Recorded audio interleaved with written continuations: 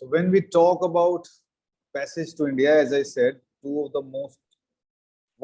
of the most important aspect is the post-colonial theory aspect. As I said, we will be reading every text contextual to the secondary topics that we have in the syllabus, so that we understand the secondary topic and we are able to apply that secondary topic to the text. The short notes that we have, especially in paper 2, also in paper 1, but short notes in paper 2, section A,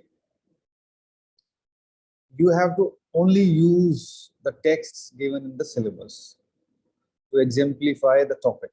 So if they say, write a short note on post-colonialism, they are not asking you to write a definition of post-colonialism and the MA or BA kind of an answer. They're asking you to show your understanding of post-colonialism based on the texts that you have read in the syllabus.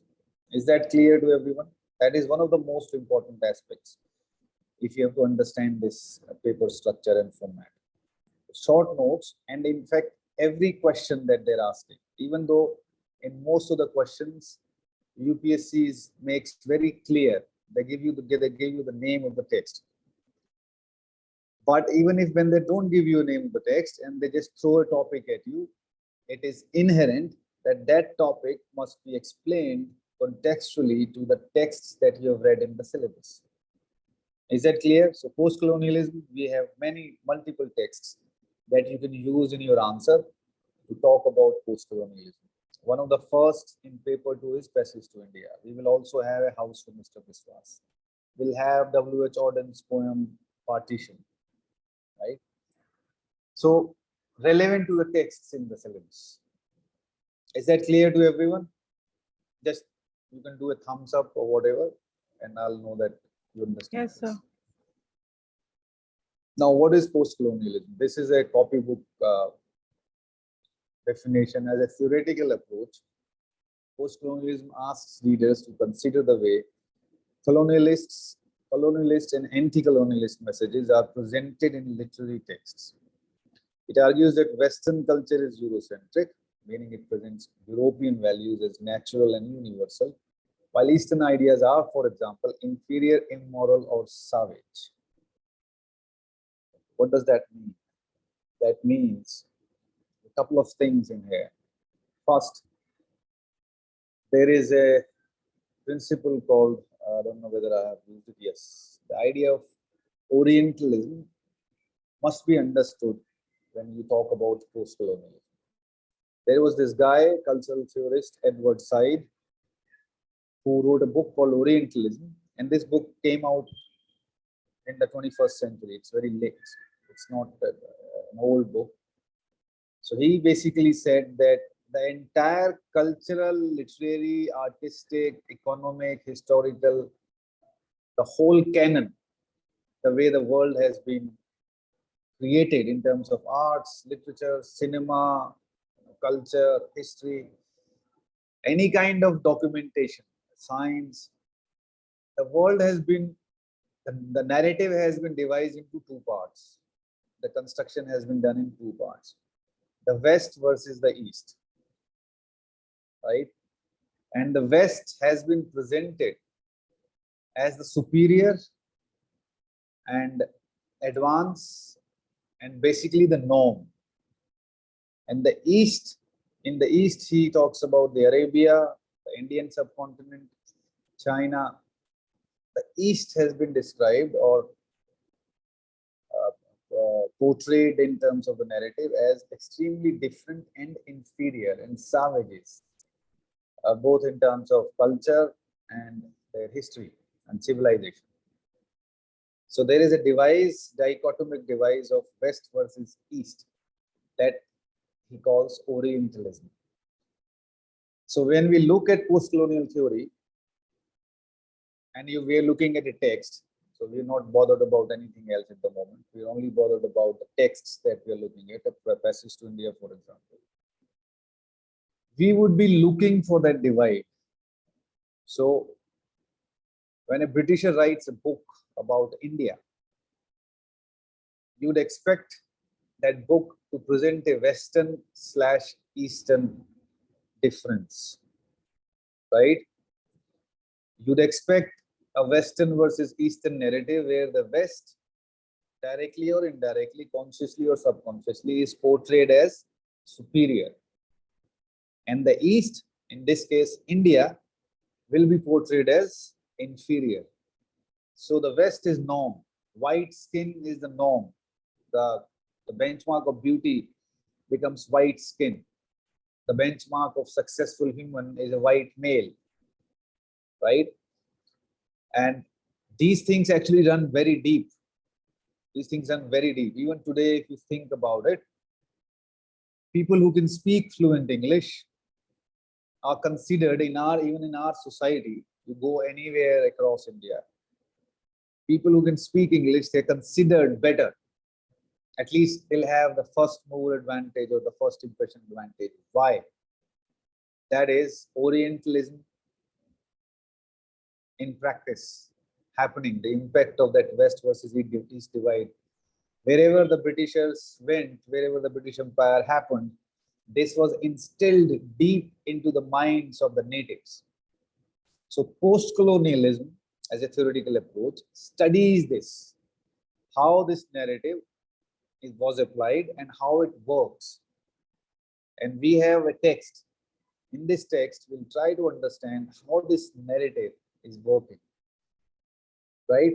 How the Eastern ideas are constructed or displayed or presented as inferior, or how the Western ideas, they are just the normal, they are the norm. So anything that deviates away from the Western idea is bad or inferior, right?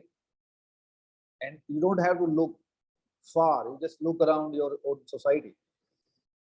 The Western influence, the way of Western living, people who, we all do that.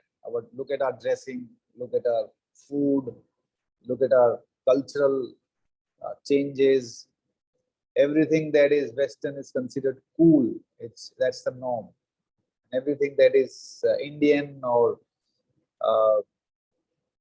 traditional or conservative is considered inferior and andhvishwas, and people have started using terms like conservative and traditional and orthodox to be inferior terms, right? And there is a role of Marxism as well in this, which we'll talk about when we'll talk about a text that is relevant to Marxism. So when we'll be doing Marxism, feminism, post-colonialism, and psychoanalysis, my goal is to teach you these ideas so well that you should be able to apply these ideas, at least the feminism and the Marxism and psychoanalysis, onto any text that you read, not just these texts. So psychoanalysis is applicable to everything, every narrative. Feminism, of course, you can look at any text from a feminist perspective or a Marxist perspective. So I'll teach you very quickly as we go on with the syllabus as how to apply these literary theories and why these literary theories are so important.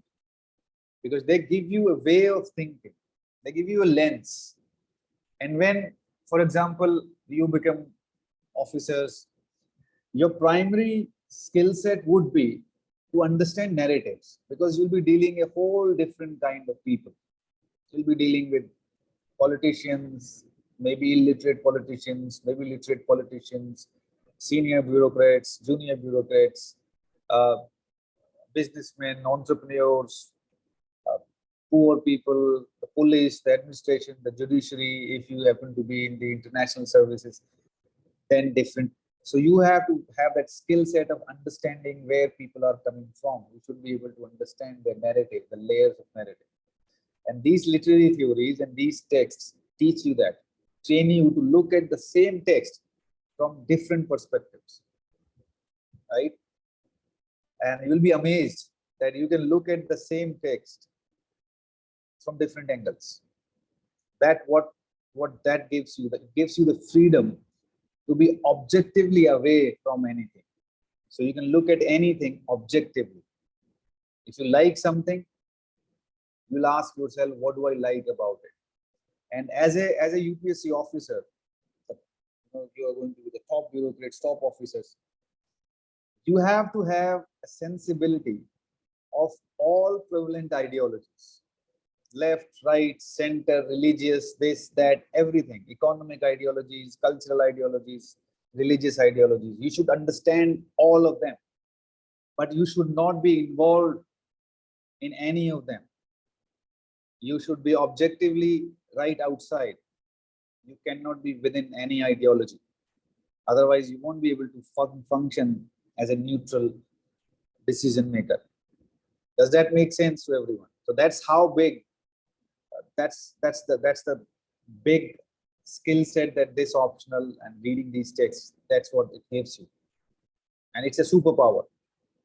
You should be able to understand when someone's leftist or a Marxist or a feminist or a cultural fanatic or an extremist or someone just too subtly shrewd in terms of trying to get. You should be able to read people and their ideologies and the thought process behind it, and look at it this way, that every person in this world is driven by some kind of an ideology, be it a capitalist ideology or a socialist or a Gandhian or whatever, neoliberal or liberal. Everyone is driven by some ideology, and the bigger the person, stronger that ideology is behind it. Some people are just brilliant to hide those ideologies, but most people are not. Most people, just they'll show their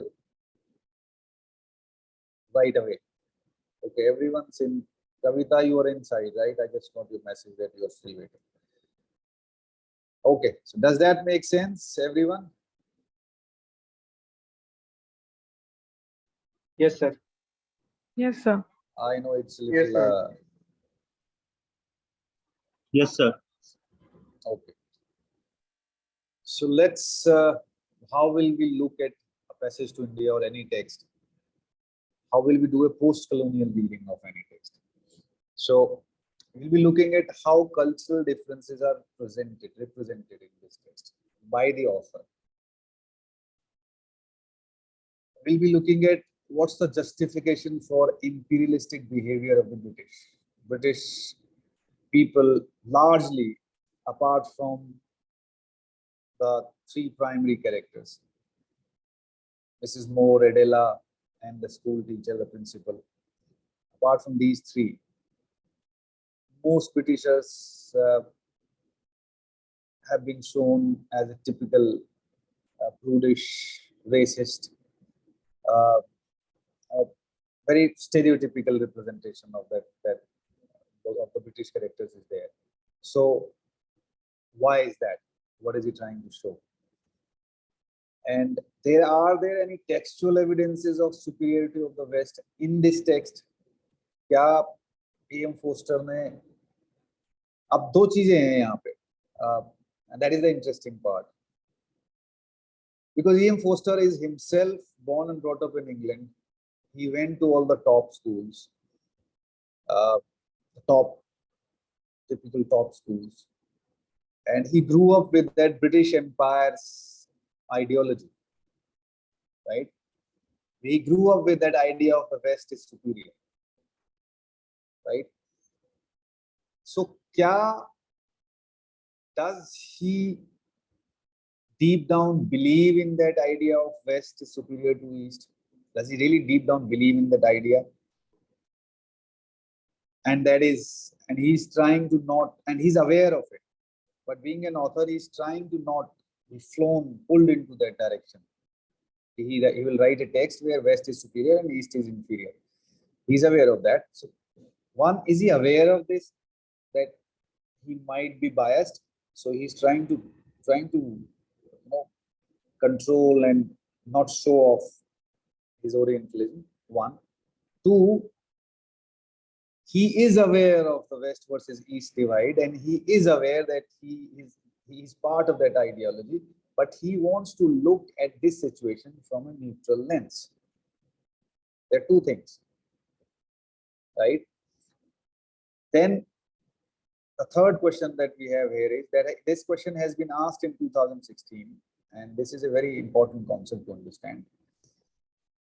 How the Indian characters, or the Oriental we can call them, how the Indian characters have been stereotyped.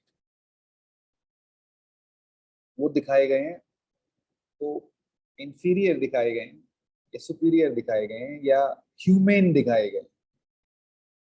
Now the two things in this. Dr. Aziz, it is in the hands of an author to capture a full range of a character, right? The good, bad, and the ugly.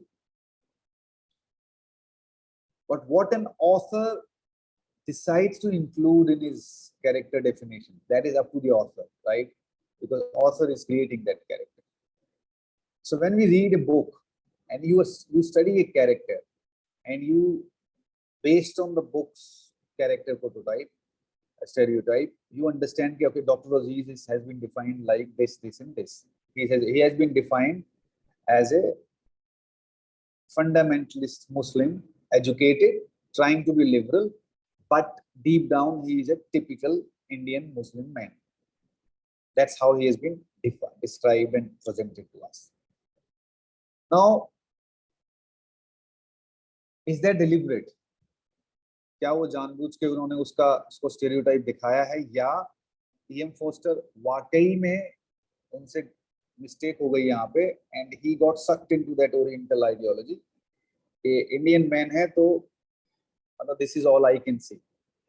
हम लोग ideologically हम लोग सब driven होते हैं, तो आप बोलते हो यार वो लोग ऐसे होते हैं, चाइनीज तो ऐसे ही होते हैं, वो ऐसे ही होते हैं. तो we only see those characteristics that we feel कि किसी के अंदर हैं. तो क्या यहाँ पे डॉक्टर ईएम फोस्टर से गलती हो गई जो बाद के क्रिटिक्स ने, और हम लोग भी पढ़ेंगे, क्या हमने उस गलती को पकड़ा कि वो ओरिएंटलिज्म उन्होंने बहुत कोशिश की कि मैं ना बहूं वेस्ट वर्सेस ईस्ट के उसमें, लेकिन वो कहीं कहीं वो चूक गए. वो हम पकड़ेंगे. उसमें क्या रेशियल अंडरटोन है, ईएम फोस्टर डिलिबरेटली ना करते हुए भी रेसिस्ट हो गए क्योंकि उन्होंने ओरिएंटल कैरेक्टर्स को, इंडियन कैरेक्टर्स को टिपिकल उसी तरह से दिखाया जैसे ब्रिटिशर्स दिखाते हैं, जैसे वेस्ट दिखाता है. चौथा सबसे important point post colonial theory में होता है कि can a colonizer and the colonized, the natives and the rulers, can they ever engage in a dialogue and strike a decent relationship. ये एक मेजर कॉन्सेप्ट है इस टेक्स्ट का. Right in the first, second chapter, can a Britisher, can an Englishman and an Indian be friends? This question is asked in chapter 2. Hamidullah, Hamid Ali and Dr. Aziz are discussing. If you remember, you've all read chapter 2 at least. This question is put up in the second chapter. And this question is again revisited in the last, very last chapter, which most of you have not read. But in the very last chapter, this question is answered, that as long as this setup is there, this empire is there, the British Raj is there, we cannot be friends. Dr. Aziz says that we cannot be friends. Right? So can this happen? And why? Why a colonizer and a native can never be same status quo and the same level so that they can be friends enough? Can there be a dialogue between a colonizer and a colonized? It is like Kant's master-slave relationship. If anyone who's done masters in literature, you must have read a theory called the master-slave dialect. It essentially says that as long as there is a disbalance of relationship, there cannot be a conversation or a dialogue. It is always a master-slave relationship.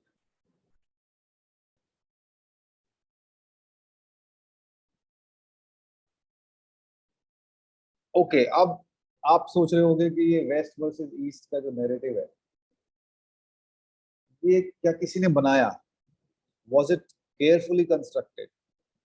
West is superior and East is inferior. या क्यों बन गया ये? Why white skin became the benchmark of beauty? Why everything Western science, Western ideas, Western religion, why that it became a benchmark of everything good or better? ऐसा कैसे हुआ?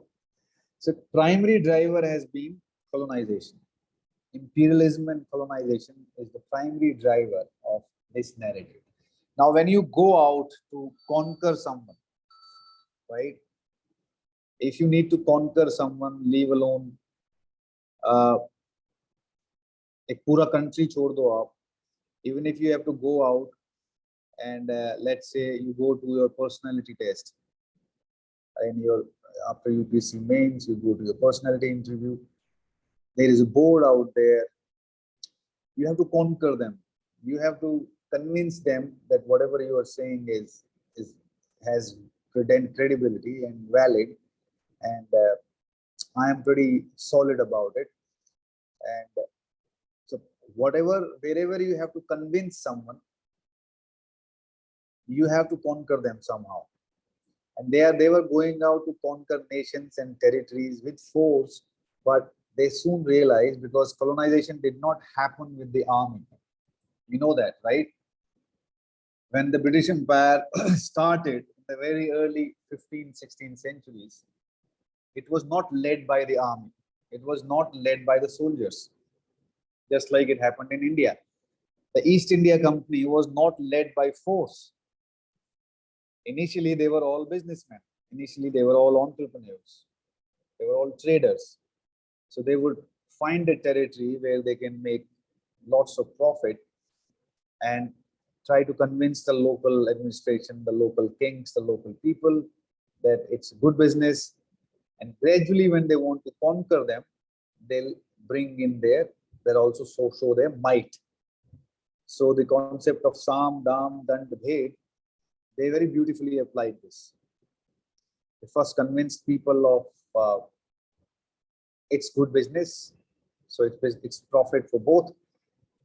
Then, of course, they paid them money, which is still happening in Saudi Arabia, US and Saudi Arabia relationship. Then, when that didn't work and they wanted more, that's when the queen or the king was involved and the army was utilized.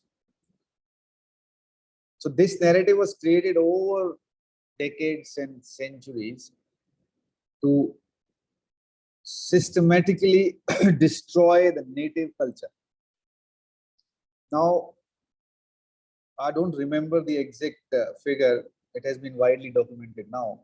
But at any point, there were not more than 50,000 British soldiers in India at any point of time. Please correct me if I'm wrong, because you guys must have read about it.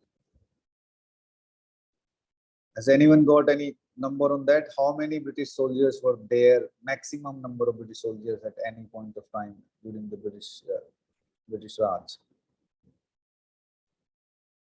Anyone's got that number?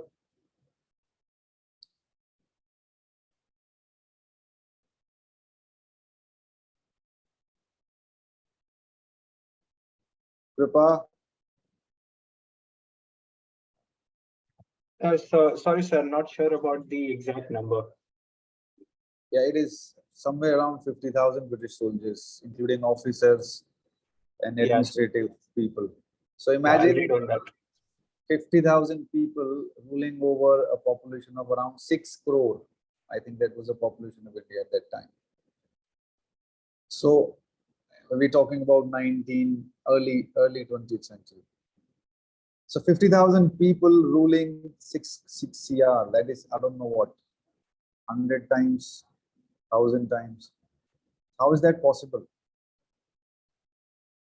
Right?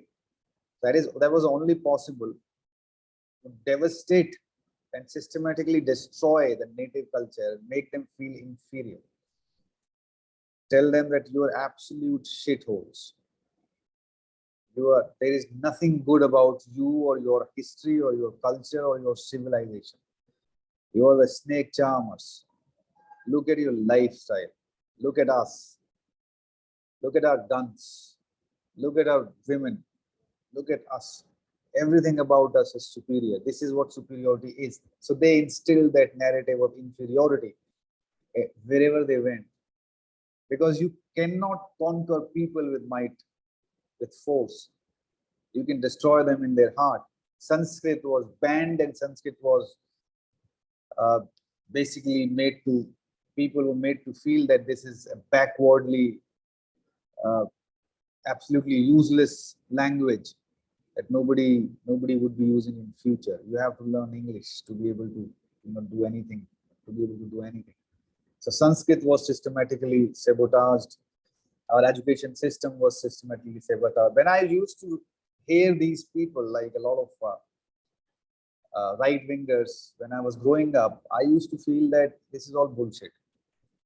Right? They are just peddling their agenda of showing that how good we were and how great we were. But when I read about post-colonialism, I wrote my one of my assignments in Liverpool, a 5,000 word essay on post-colonialism, and I read tons and tons and tons of books. Not just the case of India, but the case of Caribbeans, the case of wherever British Empire was. This was a template. This was not something that they only applied to India. Of course, they mastered it in India over 200 years, but they applied this template everywhere. And if you look at it logically, this is the only way. That's the only way you can conquer people. You make them feel inferior about what they are. So they're not able to fight. They're like, we are inferior. What can we do? We got nothing to compete with them. They are so powerful, so big, so enormous. This is like, they're huge and we are nothing. So this rhetoric was carefully crafted. Now it has, one of the reasons is that when British army or British people were going out and conquering and invading these territories around the world, it is not that their population, their citizens, their people were okay about it, right? So they had to be told something. So this narrative was also told to the British people, the European people, that we are the West, we are superior. So the superiority complex was instilled in the population back there. The inferiority complex was instilled in the natives.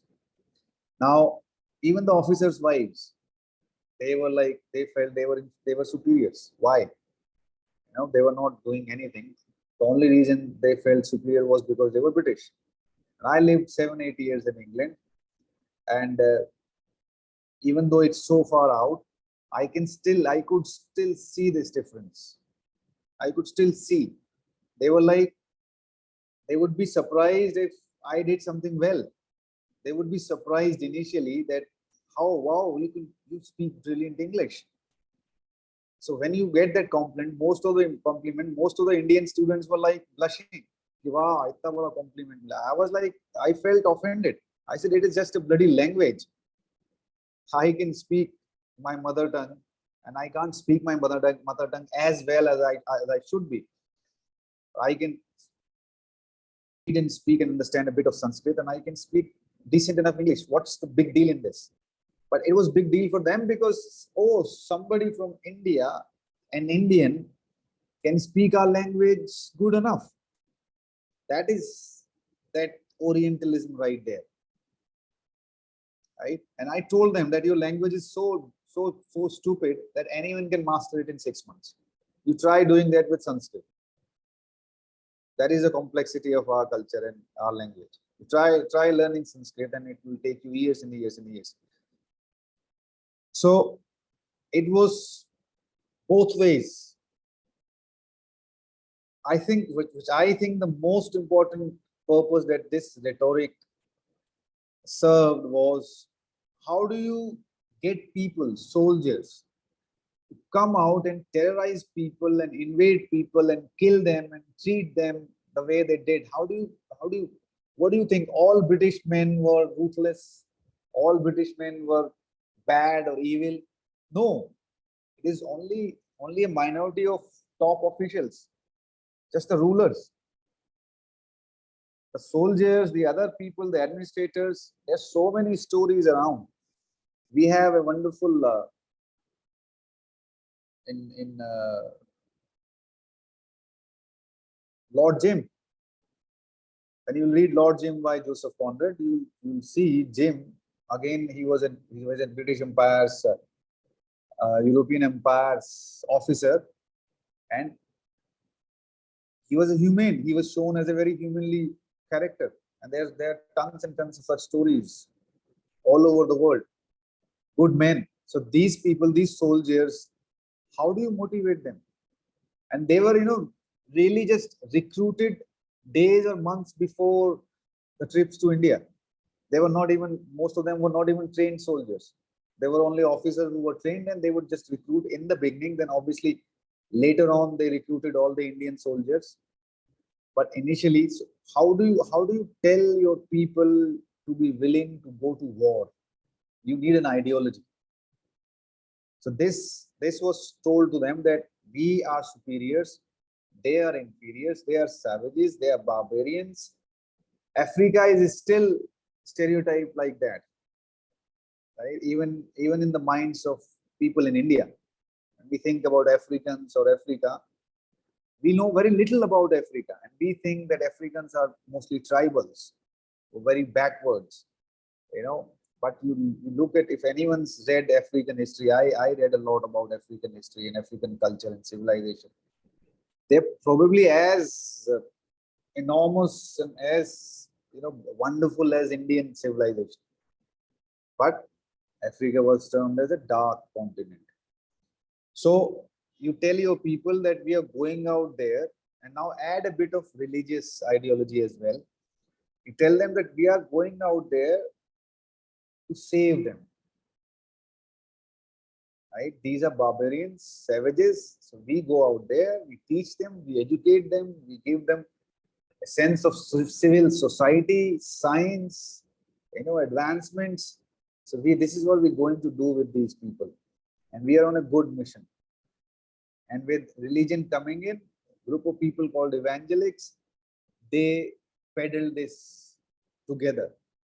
We are here to save you. So this justifies their acts to the natives. Right? Does that make sense?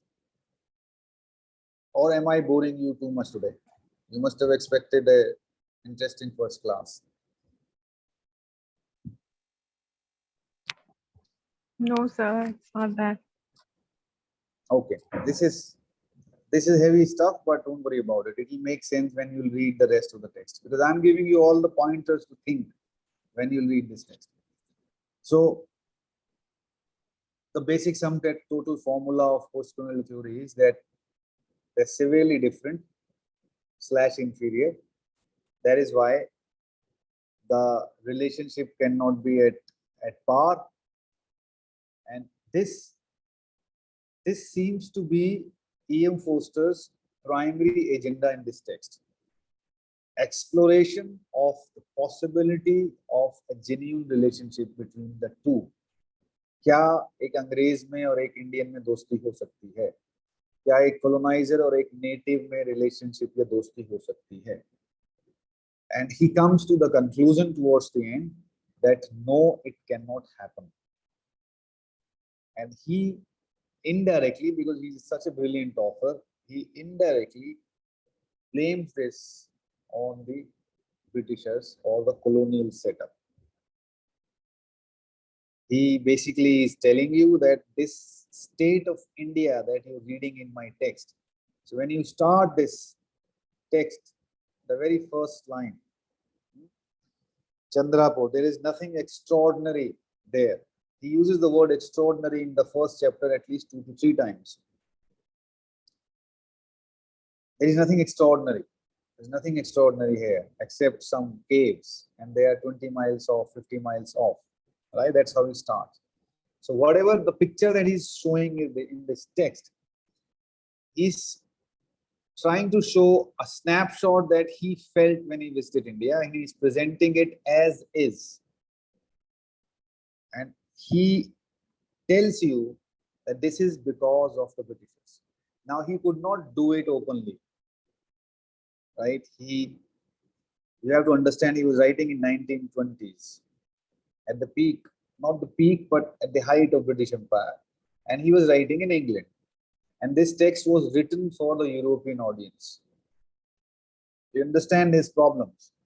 So even though he wanted to critique British Empire or the British Raj, he could not do it openly because his book would not publish. His book would never come out. Right? So being an amazing author, he used all the tricks of the trade, all the symbols, the metaphors, the figures of speech to not say openly what he wanted to say. Right? So when you read it like a novel, when you do a literal reading, all you feel is a disgust as an Indian. All you feel that this guy is just so one-sided. It looks biased. Okay, theek hai, kahin pe he's talking about the British characters and he's also telling honestly about them. But eventually what happens in this? We have Cyril Fielding, who is a school principal. Let's move on to the text now. So one of the most important post-colonial critic, Lionel Trilling, he said that this novel proceeds on an imperialistic premise, which is what we have talked about so far. The major concern that Foster seems to be establishing or exploring is whether or not it is possible to be friends with an Englishman. That is not in the first page, but in the second chapter. It's wrongly written on the slide. And then on the last, this is actually on the very last page of the book. No, not yet, not here. That in these circumstances, in the colonial setup, this is not possible.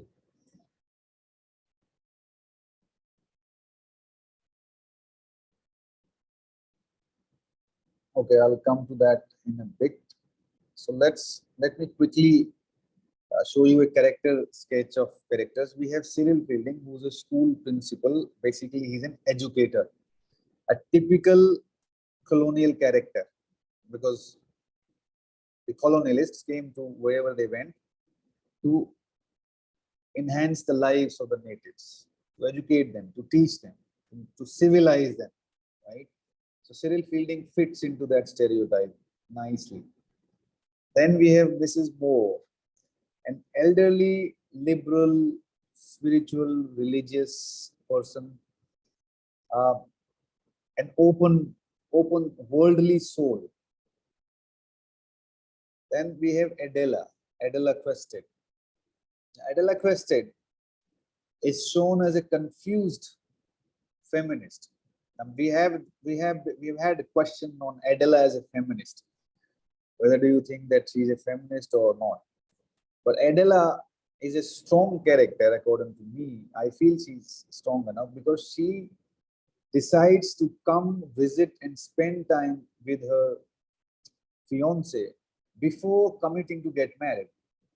So she takes the trip all the way to India, and she's shown as a curious soul, naive, no experience of the world, but a curious soul, and overall a nice human being in the way she treats other people.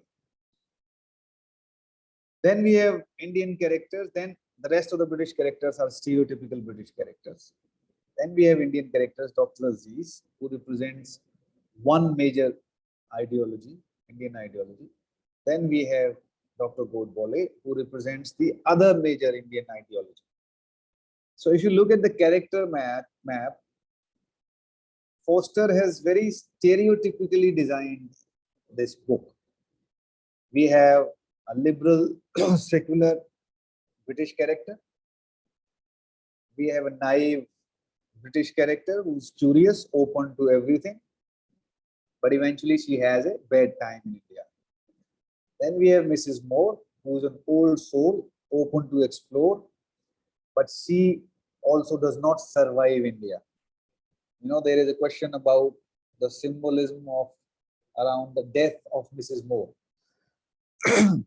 She does not reach England when she goes back. So you can look at it this way, that she does not survive India.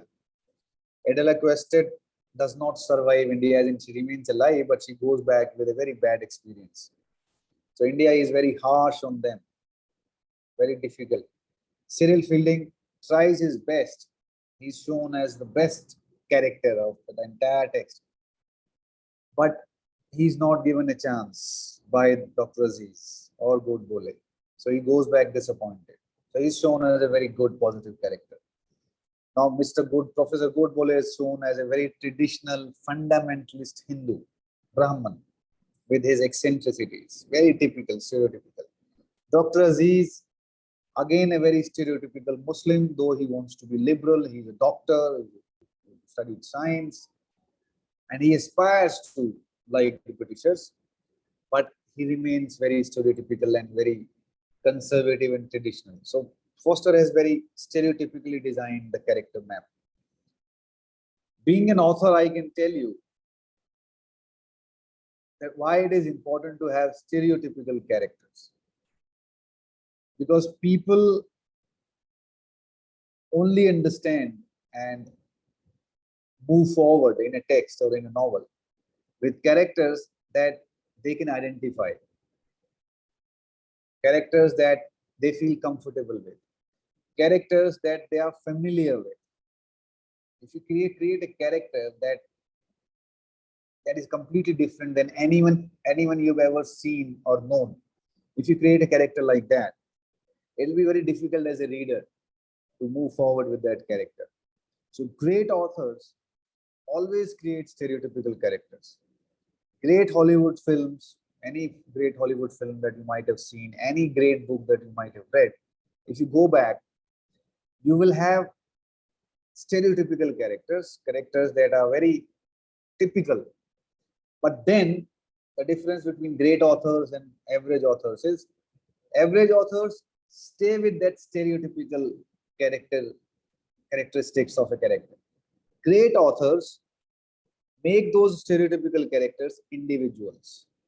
So they become like Shakespearean characters. All the Shakespearean characters are stereotypical, but they become a symbol in themselves. They become so diverse. So once you bring the audience in, the readers in, and you have those stereotypical characters, then you explore, then you widen the web, and then you explore their personalities. That is happening in this text. If we look at Dr. Aziz's character, and if we're looking at it from the post-colonial sense, he is highly intelligent, he's a doctor, he's educated, but he's always trying to patronize the British officers. He's shown as a hypocrite. He's shown as a fundamentalist. He's shown as morally weak, and he's shown as emotionally unstable, right? So Foster has shown these characteristics. This is not something that we are making up. This is how he's presented as. So this is deliberate. He's shown as a typical, and all these characteristics are characteristics of the West, the East, the inferior East. If anyone's managed to get to that stage where Cyril Fielding is saying that it's not Dr. Aziz's fault, he is an Oriental. तो ऐसा इसलिए है क्योंकि वो oriental है, Indian है, या इसलिए ऐसा है, वो उसका फॉल्ट नहीं. So how bloody easily you generalize the entire population by saying कि it Oriental है. So there is no individuality left, right?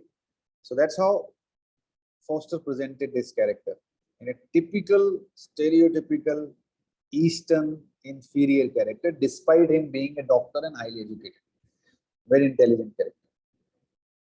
And of course, there are instances. All these character traits that I have given you, unke instances is I am not just making things up. He tries to dress and behave like a British, plays polo, talks in accent, There are instances of his hypocrisy when he is visiting brothels. He has very stern cultural differences with Professor Godbole. His loose morals when he is reading Fielding's letters, right? So there are instances. So anything that I'm saying, there are textual examples and references are here. So can I ask a question? Yes, please. Sir, when Dr. Aziz read Fielding's letter, it's an author note that in East privacy is not important. But Yes. McBride does the same thing with Fielding letter. He read Exactly. Fielding's letter. So why questioning the East? Yes, that is what I've been trying to tell you, that this is how the Eastern Indian characters are portrayed by Foster. So you can say there are two school of thoughts around this. So one, we have to be clear that Foster has created a typical West versus East world here. He has created that. एक school of thought ये कहता है कि Foster is doing this because he also believes in that subconsciously. Because आया तो वो भी West से ही ना. He grew up in that ideology. So somehow that's how he also thinks. एक school of thought ये था for a long time. But then people like Homi Bhabha and Nirad C. Chaudhary, they wrote. Nirad C. Chaudhary was one of the first critics who actually told the world that E.M. Foster was far more intelligent than what you think. So E.M. Foster created this world so that his book would be accepted by the West. But if we read really closely, if we read beyond the lines, he's telling us now 100 years down the line, and that's a beautiful thing about it. He's telling us that that's how the world was created back then. Remember, literature is the mirror to its society. So he's showing you a world that was the world existent at that time. This is not a world that Foster has created. So he would not try to create Indian characters that are superior. Lekin, he has given you two characters who are actually superior to every other British character in terms of their intelligence and their education. Both Professor Godbole and Dr. Aziz, they are more intelligent, more educated than any other character in the text. So subtly, he's placed these two characters, but he's showing you that that's how the world was at that time. So I'm just giving you a snapshot of exactly how the setup was at that time. Do you understand that? So don't blame the author in this. Author is giving you a snapshot. It's mirror to the society at that time. And then he's asking some important questions. Why this needs to happen? Why all this must happen? He's actually asking a question about colonialism. He's destroying this colonial narrative that is built upon the premise that colonialism is good for both the colonizers and the native, because that's how colonialism was sold. We have to remember this important concept. The fundamental selling point of colonialism, whether back in their own countries or with the natives, was this, that this is a win-win. East India Company came to India and they sold this to every king in the country, that this is a win-win for both of us. You give us the labor, you give us the resources, the land, we'll give you the technology, and let's do something. That's what they did in the Saudi Arabia. You give us access to your oil mines, we'll give you the technology, we take our little share. We both win, right? E.M. Foster is destroying that narrative. He's saying it is not a win-win for both. That's why when he's showing the dilapidated, the disgusting state of India and Indians, he's saying that this is the result of 200 years of colonialism. That the culture is suffering. The Indian characters are no more holding on to their cultures. Of course, we have Professor Godbole, who holds on. We have Dr. Aziz, who holds on to his culture and ideology, but they are termed as inferior characters. So the wider implication of this text is E.M. Foster has managed to destroy this colonial idea that colonization is good for the natives or the colonized territory, without saying this, because he could not say this openly. So he used the literary canvas to show this. He's also showed that the Easterns, Dr. Aziz, Easterns were rescued by the Westerns. East is rescued by the West. That's the selling point of the colonization, right? So we have examples of this. Dr. Aziz, who saved Dr. Aziz at the trial, fielding. And of course, Adela Quested changes her bayan, right? Mrs. Moore also defends Dr. Aziz. So we have cases where Westerners come to the rescue of the Easterners. They are the saviors, right? That is shown here. But then, friends again, why can't we friends now? Fielding asks. Aziz says, not yet and not there. That's what Dr. Aziz says. So, a lot of students read this text thinking that Cyril Fielding is the author's voice. You know, most authors pick a specific character to be their mouthpiece. What author wants to say, they pick a specific character. Like in Shakespeare, we have, a lot of the times, we have a fool, right? In the Victorian, pre-Victorian texts, we always have a narrator, just an omnipresent narrator who's doing a running commentary. And when you read Passage to India, most students feel that Cyril Fielding is E.M. Foster. But that is not the case, I think. Because Cyril Fielding is a stereotypical, educated but liberal, but still a Western character. Very much a Western character that is rejected by Dr. Aziz eventually. Even though he has helped Dr. Aziz, even though he's done nothing wrong throughout the text, Cyril Fielding has ticked all the right boxes, but he is rejected. Right? So I'll leave you with some questions, and in the next class, we'll read the text. I'll have the text with me, and I'll take you through different parts. So try finish it before the next class, which we'll do on Thursday. Think about these two ideas. Okay, let me give you one question. You can write this down and think about it.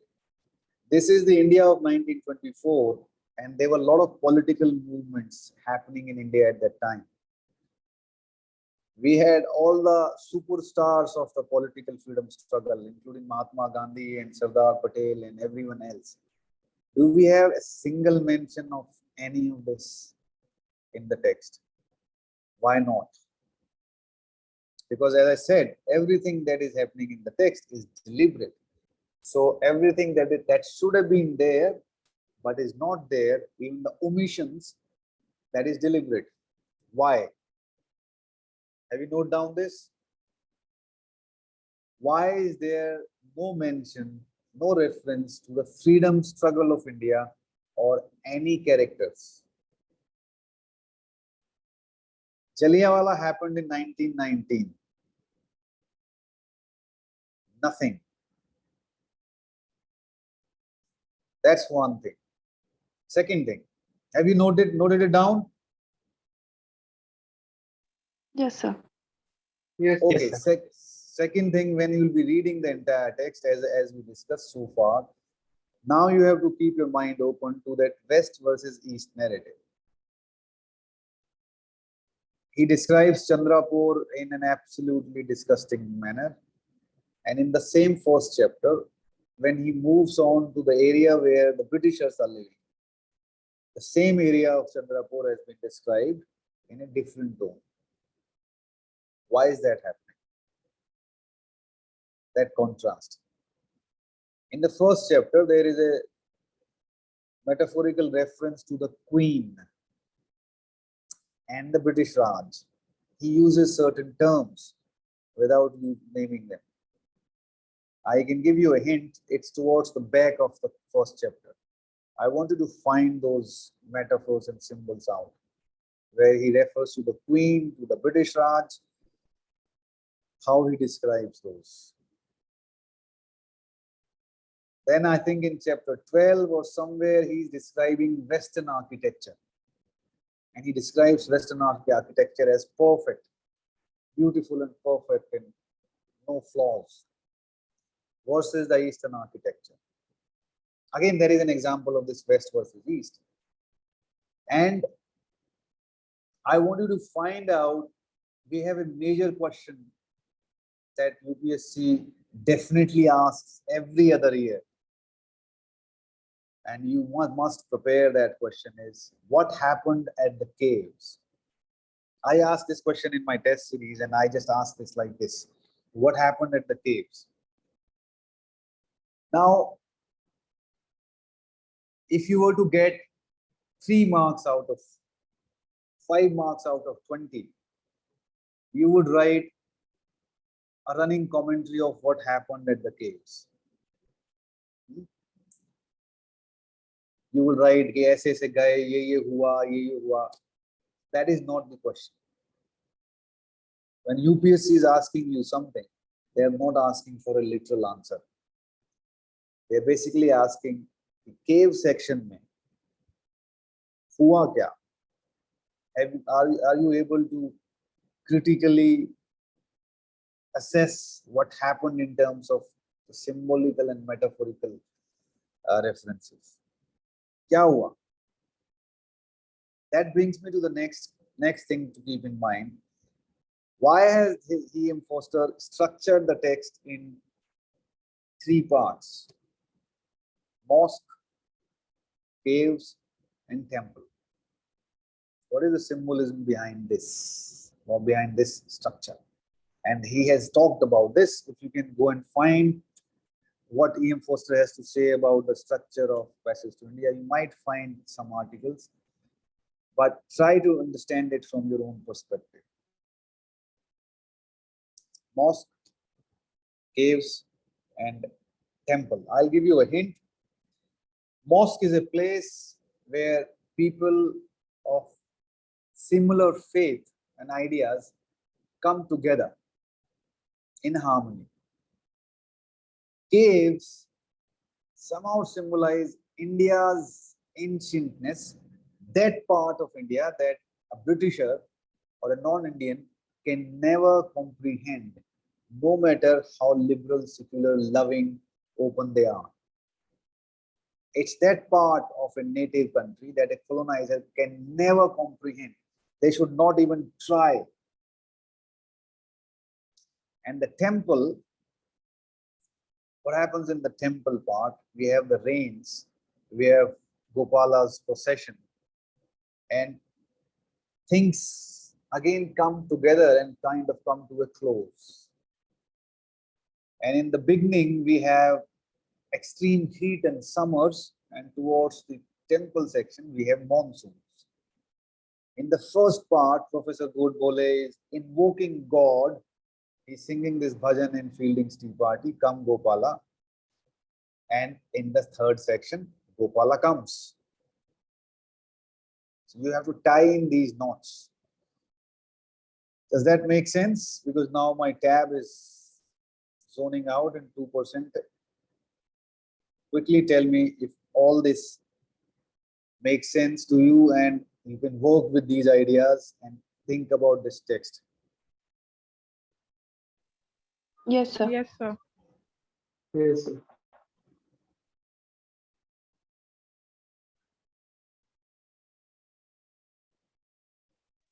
Sir, can we do the next class in the morning? Thursday. So can we do it in the morning? Yeah, we can do it in the morning if you want. Next one we can do, but if everyone is okay with it. Is everyone okay for, because Ranbir works? Yes, sir, no issues. Yes, sir, it is little hard. Yes, sir.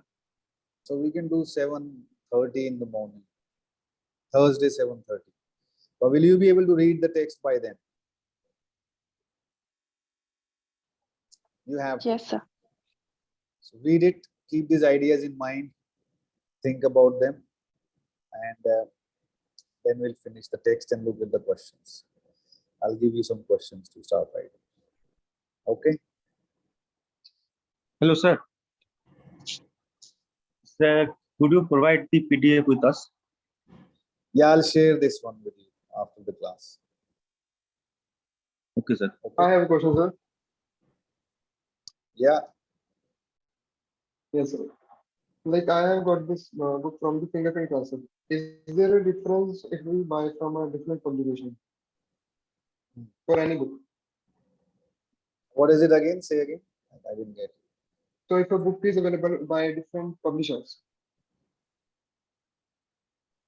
हाँ ठीक है, that doesn't matter. It's just any text जिसमें text हो at least. okay. कोई भी addition चलेगा. Oxford और penguin के एडिशन में एक क्रिटिकल एसे है इन द बिगनिंग पार्थसारथी का, तो इट्स अ गुड एसे. तो किसी के पास हो तो we can share that in the group. मेरे पास भी बहुत बेसिक सा एडिशन है भाई फिंगरप्रिंट पब्लिशिंग का, तो it Yes, doesn't I really have the matter. same. Like हाँ फिंगरप्रिंट वाला है, that's it, that's good enough. तो Also, just if use that. possible, sir, if it is possible, Huh? like you can tell us about the next 2 or 3 texts that I can. अभी मैं क्या find, करूंगा, आज मैं क्या करूंगा कि I will just add because dates to these your voice is not clear. are not available locally. So Your voice was not clear at all. You have to say it all again. so these books are not available locally. Can you hear me now? Yeah, I can hear you now. So those some books So- are available. Some you have to buy as Kindle. Some you can buy as whatever edition you can get. Some you'll have to get as PDFs. But most of them are available. Every book is available on Amazon. 1 or 2 delivery. Every book is available. Yes, they are available. Actually, my problem is that they are not available locally. So I have to buy online all of them. Yes. They're not open So- like PDFs. Most of them are not. I have difficulty reading from the PDF. So buy them one by one. Buy 2-3 books at a time. The next 2-3. I'll jot down the Yes, dates in exactly. the. I'll jot down the dates in the Excel so you know which one is next. Sequence वही रहेगा, but Yes, sir. just dates डाल देंगे. Sequence is going to be the same. उसका sequence का कारण है, there is a logic to that sequence. So I'm gradually moving on to. हालांकि ये Philip Larkin की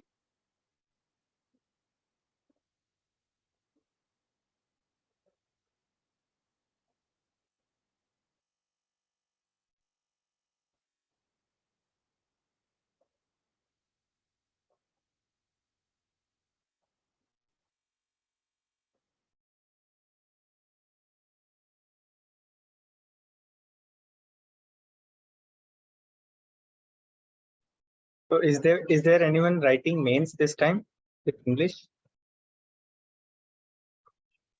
No, not the same. I don't think so. Okay. No. Are you writing? Yeah, I am writing. Oh, congratulations. Okay. Thanks.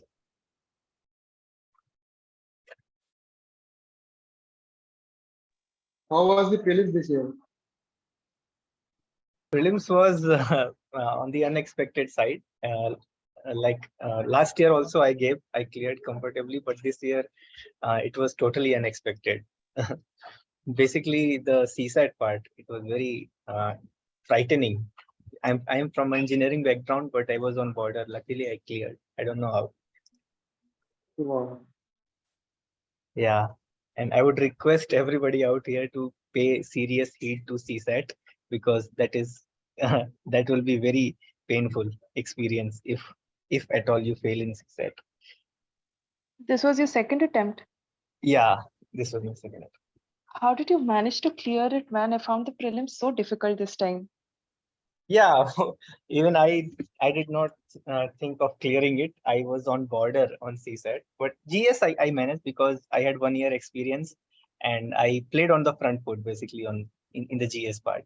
So GS I managed fairly well, but I was a bit complacent on the CSAT front, so which led to a sense That's of okay. doubt. You cleared it anyway.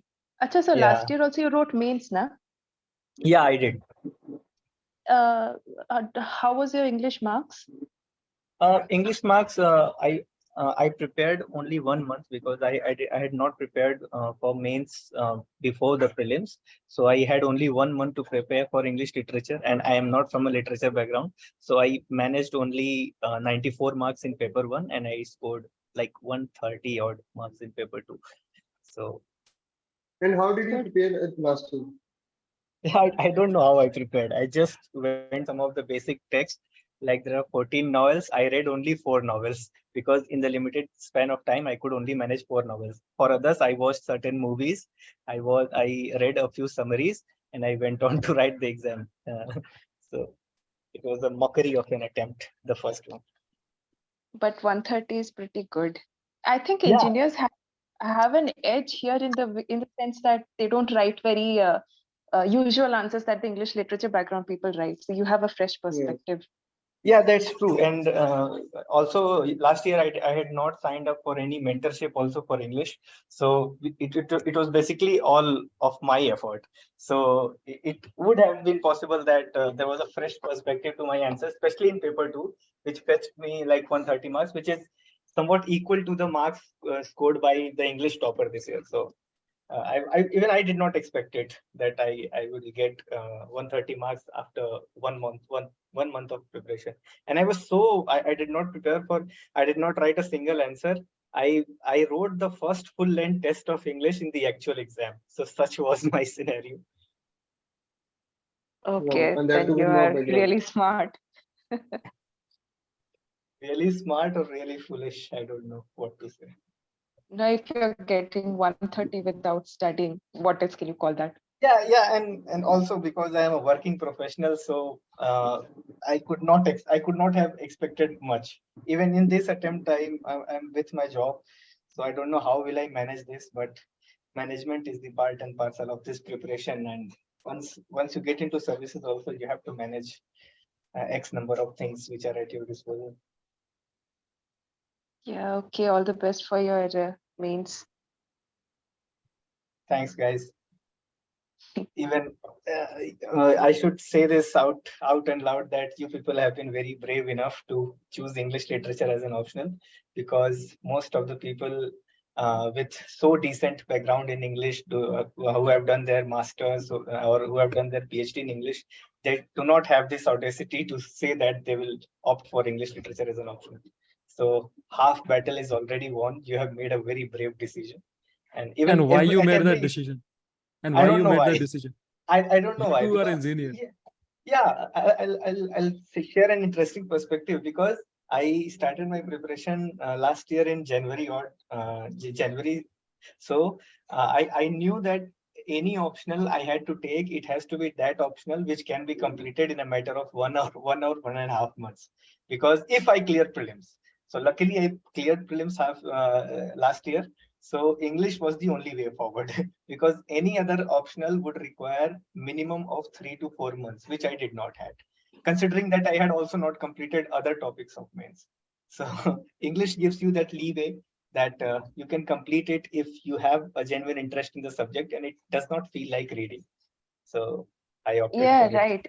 It's just like leisure. Yeah, It does not even for seem those, like work or yeah, studying. for those who have an interest, for others, it is just any other subject. So, Yeah, I'm sure did you used to read a lot of books while growing up? no, not exactly. I'm not into reading much. Maybe writing. I'm into writing. Even the novels which are mentioned in our syllabus, I have not read most of the novels till date. When I'm planning to write mains again, but I guess I have some 3 odd months, so I'll read some of the novels, like Yeah, now the you have novel. guidance also.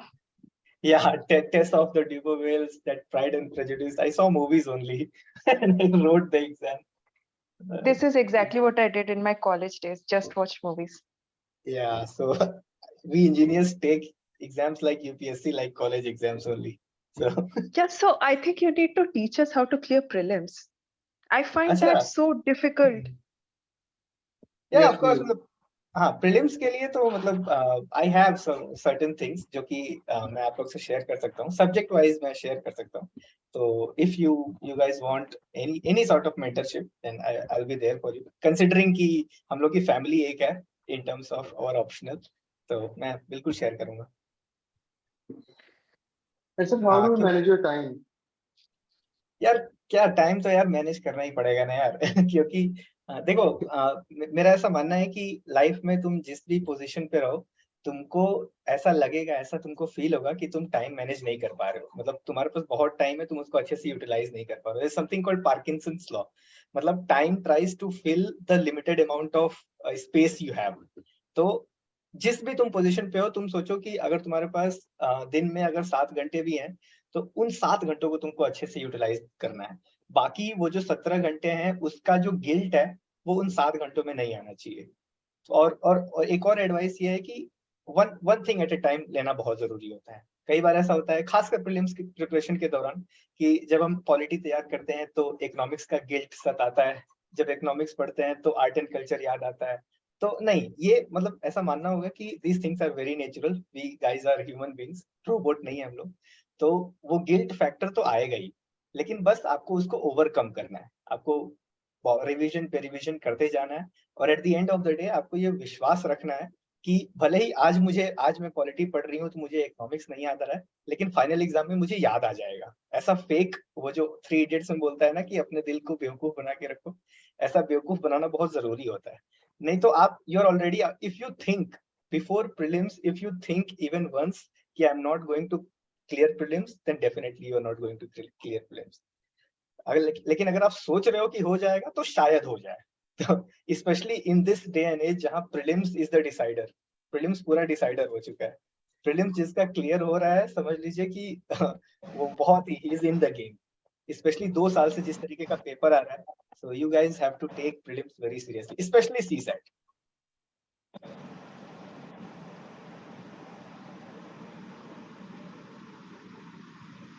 Yeah, waiting for another year to appear for this exam again, that itself takes a huge toll. ऐसा continuously every day लगता है पूरा एक साल waste कर रही हूँ मैं फिर से। हाँ, तो आपने ये वाला अटेम्प्ट नहीं दिया था क्या, या किसी ने यहाँ दिया था ये वाला अटेम्प्ट 28 तारीख वाला? सबने दिया होगा। I at least did, सबका नहीं पता। Okay, so how was the experience like दोनों पेपर का? I don't know, I was actually never afraid of taking exams, लेकिन prelims वाले दिन एक तो नींद नहीं आई, फिर सुबह से रोना आ गया कि मेरे से नहीं होने वाला ये। सुबह ही, मतलब एग्जाम से पहले ही? एग्जाम वाले दिन मुझे रोना आ रहा था नहीं होगा। Oh God. फिर I saw the paper and तो पेपर देख के फिर से पूरा ना फकअप हो गया दिमाग। Although when I started doing the questions, फिर लगा ये हो जाएगा, easy है, ठीक है, manageable है। But beginning में I made a few blunders, blunder कर दिया था मैंने। नहीं, एक्चुअली मतलब मैं आप लोग से बताऊं, मतलब मैंने पिछली बार क्लियर किया था प्रीलिम्स, और मतलब कंफर्टेबल मार्जिन से क्लियर किया था। मेरे लगभग 100 नंबर आ रहे थे और मैं प्रिटी कॉन्फिडेंट था। इस बार मैं बहुत ज्यादा कॉन्फिडेंट था, क्योंकि मेरे टेस्ट सीरीज वगैरह में क्योंकि प्रीलिम्स मेरा ए गेम है, मतलब प्रीलिम्स में मैं बहुत अच्छा हूँ। तो मेरा जो है कि 130-40 के आसपास टेस्ट सीरीज वगैरह में नंबर आते थे, तो मैं बहुत ज्यादा कॉन्फिडेंट था। उसको आम भाषा में ओवर कॉन्फिडेंस भी बोलते हैं, लेकिन मैं बहुत ज्यादा कॉन्फिडेंट था। और actually you people will not believe कि इस बार के प्रीलिम्स का पेपर जब मैंने देखा, मैंने 2 पेज पलटा, ओनली 1 ओनली 2 ऐसा मुझे दिखा। फिर मैंने सोचा कि चलो ये लास्ट ईयर वाला ही है। फिर पीछे मैंने पलटा और मैंने देखा कि शायद पीछे वो नॉर्मल क्वेश्चंस होंगे, और पीछे और भी ओनली सारा 1 वैसा ओनली, था। हाँ, ओनली 1 ओनली 2 देखा। और लिटरली मतलब 50 मिनट में I was literally into tears, मतलब ऐसा, मतलब आंसू गिर नहीं रहे थे, लेकिन आंखें भीग गई थी मेरी। और ये हो रहा था कि यार नहीं कर पाएंगे इस बार, तो शायद प्रीलिम्स से क्लियर नहीं होगा। लेकिन वही बात है कि प्रीलिम्स देते वक्त या जिंदगी में कोई काम करते वक्त, you people have to believe कि वी आर वल्नरेबल, हम लोग वल्नरेबल हैं। और जब ऐसी सिचुएशन लाइफ में आती है, तो आंसुओं का गिरना और मतलब हमारी वल्नरेबिलिटी का एक्सपोज होना, ये बहुत नेचुरल है। लेकिन फिर वही है, 50 मिनट बाद मैंने खुद को यही बोला कि यार फ्रंट फुट पे खेलना है, फ्रंट फुट पे खेलना है, चाहे जो भी हो जाए। मैंने पहले से ही सोच के मैंने रखा था कि 90 के ऊपर क्वेश्चन अटेम्प्ट करना है, चाहे कुछ भी पेपर आ जाए। और शुरू के 50 मिनट में मैंने बहुत कम क्वेश्चन अटेम्प्ट किए, लगभग 20-30 ही क्वेश्चन अटेम्प्ट किए। लेकिन उसके बाद मतलब वो इंटेलिजेंस, वो लीप ऑफ फेथ आपको खुद पर रखना होगा कि मैं कंसिस्टेंटली, अगर टेस्ट सीरीज वगैरह में मेरे अच्छे मार्क्स आ रहे हैं, मैंने सारे पीवाईक्यूज किए हैं, मैंने सारे स्टैटिक बुक्स पढ़े हैं, तो वो अगर एलिमेंट ऑफ लक भी है, तो वो लक को मेरे ही फेवर में जाना पड़ेगा, वरना it will defeat the whole purpose. तो एक लीप ऑफ फेथ जिंदगी में बहुत जरूरी है, खासकर in the changing nature of UPSC exam and in the changing nature of UPSC prelims exam. वहां आपको खुद पर कॉन्फिडेंस रखना ही पड़ेगा कि अगर 2 स्टेटमेंट्स मुझे आ रहे हैं, तीसरे में डाउट है तो मैं जाऊंगा, मैं ये अटेम्प्ट करूंगा, क्योंकि मेरे मैक्सिमम मेरे फ्रेंड्स थे जो मेरे साथ तैयार कर रहे थे, उनसे हमारी बात हुई, यही सुनने को मिला कि most of the people prelims देते वक्त उनको ये लगने लगा था कि 70 से ज्यादा तो अटेम्प्ट ही नहीं करना है, या मैक्सिमम 75 क्वेश्चन अटेम्प्ट कर लेना। लेकिन वही है, इस बार आप लोगों ने भी देखा होगा कि उन लोगों की चांदी हुई है जिन लोगों ने ज्यादा क्वेश्चन अटेम्प्ट किया है, या इन शॉर्ट जिन लोगों ने ज्यादा तुक्के लगाए हैं। ये तुक्का भी कहना गलत ही होता है, क्योंकि ये पूरा गेम ही तुक्का वाला था। मतलब अगर आप 30-35 सवालों को अगर आप साइड हटा दिए तो बाकी सारे सवाल 50 सवाल वो तुक्के वाले ही सवाल थे। तो वही जिसके साथ किस्मत बैठ गई उसका हो गया, और नहीं बैठा तो नहीं हुआ। तो वही है, थोड़ा सा साइकोलॉजिकल गेम अब आ गया है। अब आप लोग को थोड़ा सा मतलब मेडिटेशन वगैरह भी किया करिए यार आप लोग। मैं तो नहीं करता था, लेकिन अभी मुझे रियलाइज हुआ कि ये सब चीजें बहुत जरूरी है यार। Thanks for all of your advice. I hope next time ये सब याद रखूं और सही हो। हाँ बिल्कुल बिल्कुल। और हाँ, एक बार में एक सब्जेक्ट आप लोग लेकर चलिए और उसको मास्टरी करने की कोशिश कीजिए। अब ये मत सोचिए कि अब 2023 के पेपर को बेंचमार्क मत बनाइए कि जब आप लक्ष्मीकांत पढ़ रही है तो आपको ये लग रहा है कि अरे यार प्रेसिडेंट का चैप्टर तो बहुत आसान हुआ करता था, ये 23 वाला क्वेश्चन इतना खतरनाक पूछ दिया तो हम उतना खतरनाक ढंग से पढ़ेंगे क्या? बिल्कुल नहीं। 23 वाला पेपर को बेंचमार्क बनाने की जरूरत ही नहीं है, क्योंकि कुछ चीजें ऐसी होती हैं which happen once in a blue, वो एक बार ही होती हैं जिंदगी में। और इस तरह का क्वेश्चन पेपर सिर्फ एक ही बार बन सकता था और यूपीएससी ने वो बना दिया है। तो आपको एक लीप ऑफ फेथ रखते हुए ये करना होगा कि, क्योंकि अभी मैं पर्सपेक्टिव यूट्यूब वगैरह पे ये सुन रहा हूँ कि यूपीएससी ने लक्ष्मीकांत को इररिलेवेंट बना दिया है, स्पेक्ट्रम को इररिलेवेंट बना दिया है। तो भाई फिर पढ़ेंगे क्या? फिर हम पॉलिटी पढ़ेंगे कहाँ से? फिर हम इकोनॉमिक्स मृणाल हैंडआउट के अलावा पढ़ेंगे क्या? मॉडर्न हिस्ट्री स्पेक्ट्रम के अलावा पढ़ेंगे कहाँ से? तो ऑप्शंस नहीं है ना, लोग प्रॉब्लम्स तो बता देते हैं, सॉल्यूशंस नहीं बताते हैं। तो पॉलिटी में लक्ष्मीकांत पढ़ने के अलावा ऑप्शन ही क्या है? एनसीईआरटी पढ़ने के अलावा ऑप्शन ही क्या है? उसमें जो क्वेश्चन हमसे बनेगा हम बना देंगे, नहीं बनेगा तुक्का मारेंगे, सही हो गया तो ठीक है, नहीं हो गया तो सीख मिलेगी। तो ये बहुत इंपॉर्टेंट है आज के सिनेरियो में। राइट, बस फंडामेंटल स्ट्रांग होना चाहिए।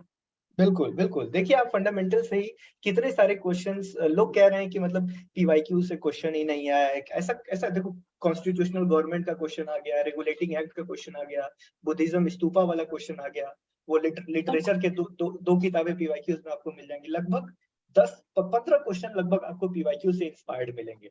तो यूपीएससी भले ही मतलब इस बार ऑप्शंस बनाने में उसने थोड़ी चालाकी करी थी, लेकिन जिस तरीके से स्टेटमेंट्स फ्रेम होते हैं आप देखेंगे तो बिल्कुल जो सेट पैटर्न रहता है, जिस तरीके से रॉन्ग स्टेटमेंट्स बनाए जाते हैं, that this particular thing is defined in the constitution, बिल्कुल वही एकदम जो तरीका होता है यूपीएससी का, बस वैसे ही खेला था यूपीएससी ने। बस इसमें बस दिक्कत क्या थी कि जिस तरीके से क्वेश्चन डिजाइन था, ओनली वन ओनली टू या फिर स्टेटमेंट असर्शन रीजन, तो बस आई वही नो, आपकी आई साइकोलॉजी फील को टेस्ट कर रहा है। या एग्जैक्टली ये वाला प्रीलिम्स बस उस पे बेस्ड था कि तुम अपने आप को कितना काम रख के एग्जाम दे सकते हो। बिल्कुल बिल्कुल हाँ। और एक तरह से ये भी था कि जिन लोगों ने सीसैट किसी तरह से मैनेज कर लिया, मतलब 66-67 नंबर भी आ रहे हैं, किसी तरह सीसैट मैनेज हो गया है। मतलब मेरे तो एक दो दोस्त 1-2 महीने से सिर्फ तैयारी कर रहे थे, उन लोगों they had nothing to lose, उन लोगों ने खूब अटेम्प्ट किया, 85-90 क्वेश्चन वो अटेम्प्ट करके आ गए, 75-76 नंबर बन रहा था उनका जीएस में, और सीसैट क्लियर हो रहा था। आईआईटी बैकग्राउंड से हैं, बस क्लियर हो गया फिर। हालांकि मेंस तैयार नहीं है उनका। तो ये भी सिचुएशन बहुत खतरनाक है।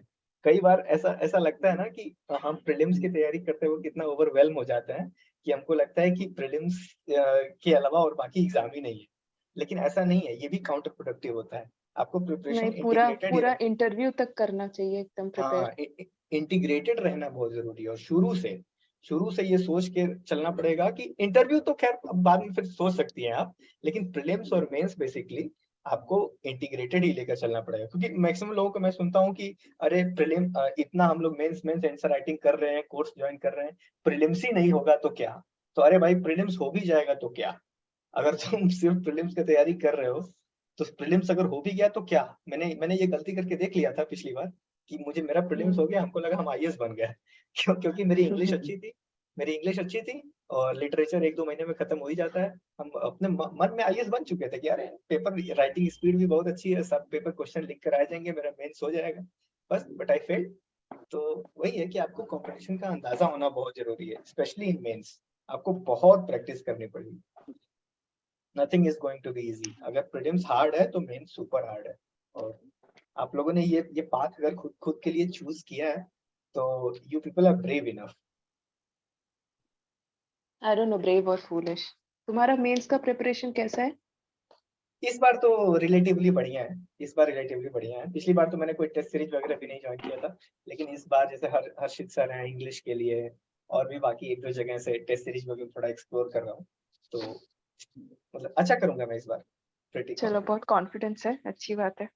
All the best. Thanks sir. ठीक है, फिर हम लोग चलो, चलें फिर बाय। हाँ हाँ, फिर मिलते हैं नेक्स्ट क्लास में। यस। ठीक है।